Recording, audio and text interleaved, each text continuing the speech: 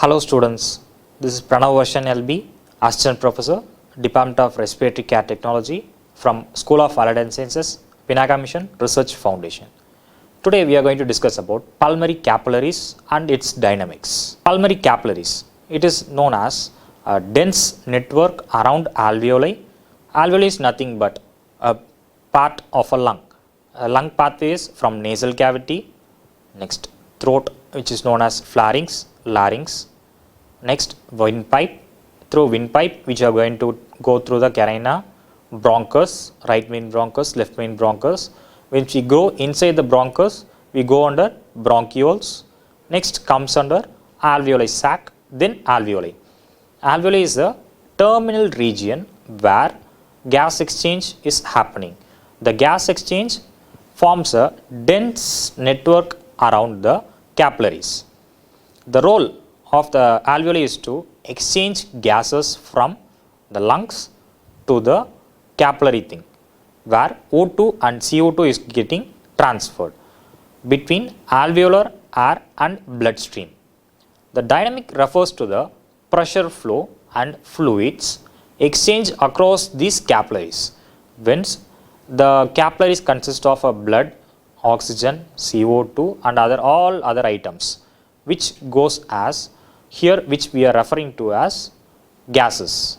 Here in this capillaries, what we are seeing is, here this is the capillary mechanisms, this is an alveoli where the gas exchange is happening between the blood streams and the alveoli. This alveoli is present in the lung and the bloodstream which is laying around or above the lungs. Here the capillaries acts as the transport mechanisms between the two pathways which transports all the O2, CO2 and all other small nutrition pathways, everything lay on this capillaries. Here this is the ventricular line and here is the atricular line. These are the small structures of capillaries which is present in between the atrial and ventricular lines. The alveoli gets O2 and transfers into the capillaries. These capillaries transports the oxygen into the veins and CO2 into the atrial lines, where the metabolisms or all other things like sucroses, diagnosis and the differentiations or subcategories which is happening in the capillary membranes. Then structure of a cell wall, which is thin walled vessel which consists of a diameter of 7 to 10 micrometers, which are extremely close to the alveolar epithelium and which is known for 0.2 to 0.6 micrometer, which is having a separation in like distance between the two things. Shared membrane basements, the capillaries and the alveolar thing which shares a common basement membranes, and blood gas barriers is very thin. This is known as blood gas barriers. The barrier is nothing but a stage or a surface or a wall which lays between two particles, which is efficient for its diffusion. A layer which consists of this, think as this is a layer which consists of small to bigger part of movements. In this movements, based on the size of a particle, it gets transferred from one end to the another end. Based on the particle surfaces, it gets transferred. Pressure in pulmonary capillaries. As I said before, if a transport mechanism is going to happen from one region to another region, there should be a pressure gradient. The pressure which is built up from the right atrium, which travels throughout the body, it carries blood from the heart to the lung and from lung to the body and from body to the heart. There should be certain pressure which should be built up in the capillaries so that it can transfer blood and all other nutrition particles from one end to the another end. These capillaries, known as pulmonary circulations, is low pressure and low resistance compared to systemic circulation. When it comes to the pulmonary circulation is nothing but from ventricular surfaces, it gets through the pulmonary artery or pulmonary aorta, then goes to the blood to the body. the body which captures the oxygen and carries throughout the body as oxygen, then leaves the CO2 into the bloodstream. The CO2 is getting directly into the right atrium, right? This is the pulmonary circulation. But when it comes to the systemic circulation, the body gives back the blood to the heart. This is known as systemic. The heart gives blood from lungs to the body is known as pulmonary circulation. In this pulmonary circulation, the pressure will be comparatively low. Since it's getting from a high pressure to low end pressure, the pressure will be comparatively low. But in systemic circulation, the pressure which is built up from the lower part of the body, it should capture the blood and taken to the heart. So gradually the systemic pressure will be high. Pulmonary arterial pressure. Let's see how much is the pulmonary artery pressure, which is known as 25/8 mmHg, which is known as approximately 15 mmHg is the pressure of pulmonary arterial pressure. Then what is pulmonary capillary wedge pressure? What is wedge? A wedge pressure is known as the end point of a pressure where the pulmonary capillary is going to act, which is known as approximately 8 to 12 mmHg. Then left atrial pressure influences pulmonary capillary pressure. The left atrium, where it consists of in a heart, if you are going to see, there are 4 chambers: right atrium, right ventricle, left atrium and left ventricle. In this left atrium, the pressure influenced by the pulmonary capillary pressure, where it comes from the lungs, the pressure is getting influenced in left atrium.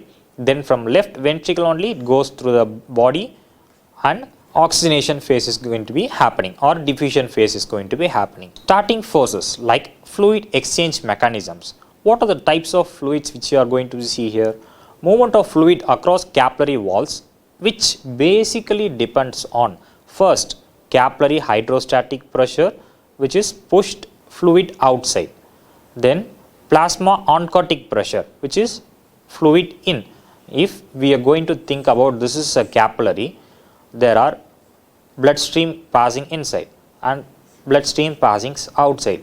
Here is alveoli, here is the bloodstream. Which pressure from here to the alveoli is known as capillary hydrostatic pressure, which pushes from the bloodstream to the alveoli. Then from oncotic pressure, the pressure which is built up from here to inside is known as oncotic pressure. The oncotic pressure, which is defined as 0.5 mmHg. Then from here to here, it is known as from 8 to 10 mmHg.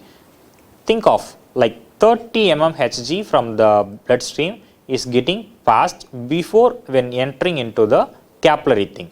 Then when it reaches out after getting the transport mechanism, it will be like 15 to 20 mmHg. Since the capillaries are having a plenty of pores or plenty of holes which is present, the transport mechanism is happening. After that, the pressure gradually gets reduced and it's going to be like 15 to 20 mmHg. Balancing these forces prevents pulmonary edema, like pulmonary edema. If the pressure is too low, such as 5 to 10 mmHg, think of that. If a constant pressure is there, the blood flow will be normal.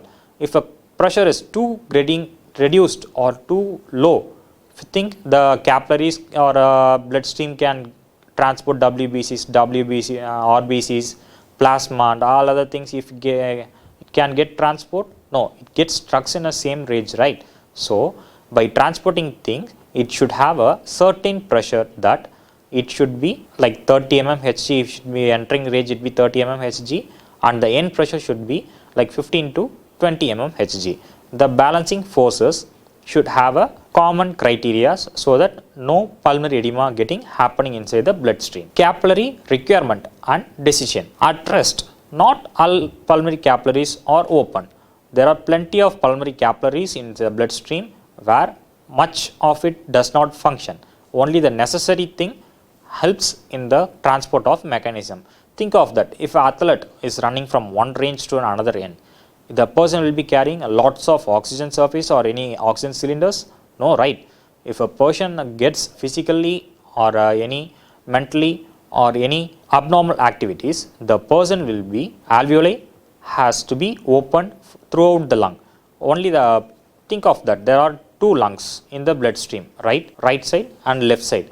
Only one lung is efficient to transport oxygen for a single person. But why two lungs are present? During any physical activities, what happens is that there are need to be large amount of alveoli or large amount of oxygen need to go into the bloodstream.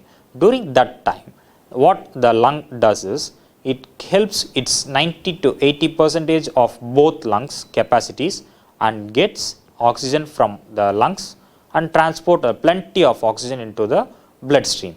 This is where the two lungs act. Okay, so all capillaries need not to be function at a single time or a person when he is stable. With increased blood flow or increases, requirements such as new capillaries gets open, decisions such as existing capillaries gets widened. This reduces resistance and maintain efficient gas exchanges. What they say is, if a gas getting transported from here, then only one lung is enough. But if a person is going to be under physical or any other contacts, they need both of the lung where plenty of oxygen is needed. The capillaries, which a normal person is to be conducted as, half of the capillaries will not be opened, only half will be opened and gas exchange takes place. Then a person is going to be physical or any other context of any external atmospheres, the both lungs gets act, more amount of capillaries are going to be like active. Next, the capillaries which already exist opens widely comparative to the normal size, gets widely open and more amount of oxygen are going to be transported.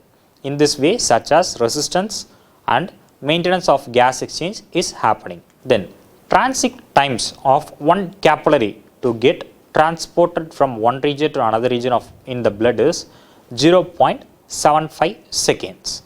This is the normal time of capillary transit time. During exercises reduces to 0.25 seconds. Since I said before, from an athlete or any physical activity is going to be happening, more number of oxygen and continuous exposure of oxygen need to happen. This is say as 0.75 is a normal thing and 0.25 is the during physical exercises. Still enough O2 equilibrium due to high efficiency. The efficiency of lung when a normal person is 0.75 and the efficiency of an athlete or any physical during exercises, it should be like 0.25, so that the person will be having lots of oxygen transport and which is needed for the body to get built up and the dividing mechanisms happening and which is transported from the body to the heart and heart to the lung. Once again these cycles repeats. Clinical relevances. What are the types of clinical relevances in this pulmonary thing? First is pulmonary edema, excess fluid in the interstitium or alveoli when hydrostatic and GI pressures like oncotic pressure and hydrostatic pressures. The main category of pulmonary edema is left heart failure is getting happening. Next is pulmonary hypertension. What is pulmonary hypertension? Increased pressure damages or any capillaries getting damaged. If a capillary is getting damaged, there are plenty of capillaries, right? If it goes under any hypertensions, the capillaries has to work as not as a normal thing, but it should work as a twice the time of a normal capillaries. So lot of pressure has to be built, lot of gas has to be transported and lot of work has to be built inside the capillaries. During this time, what it happens is, if a continuous phase it goes on lining like this, it goes into a hypertension phase where at a certain point it gets stopped. Next, ARDS, acute respiratory distress syndrome. In this category, there is an increased capillary permeability which helps in leakage of protein rich fluid. Next is PCWP, measurement via Swan gas catheter used to access left atrial pressure and left capillary functions. The left atrial pressure is nothing but if a heart is there, right atrium, right ventricle, left atrium and left ventricle. The atrial pressure where the lungs gets transported its oxygen rich blood into the heart. The left ventricle which gets transported the pure oxygen to the body. From body it gets to the right atrium. Right? This is the process of cardiac circulation. In this, they are going to access only of left atrial pressure, since the pure oxygenated blood from the lungs, it is getting transported to the left atrium. They are going to see how much is the pressure which is getting built up in the left atrium, and see the pulmonary capillaries, how it's getting function. Is it getting function properly, or which is getting abnormal functions? So by denoting or by finding the left atrial pressure, they will be seeing if any hypertension is happening, or capillary malfunction is happening, or any impure kind of oxygen or carbon dioxide is getting transported from left atrium, so that the further diagnosing or any disease conditions can be leading to a normal thing. Thank you students for watching my classes.